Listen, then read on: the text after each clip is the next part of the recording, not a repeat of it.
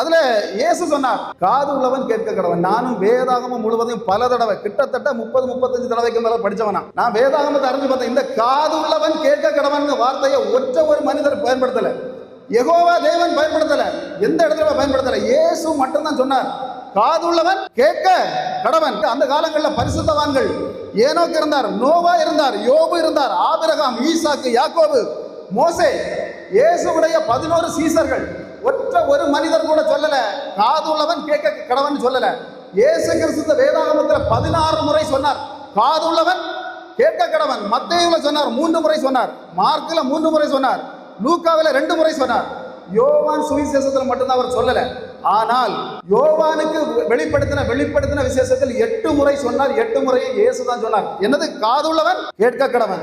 3 சுவிசேஷத்திலையும் 8 முறை சொன்ன அதே தேவன் யோவானுக்கு வெளிப்படுத்தின விசேஷத்தில் சொன்னார்.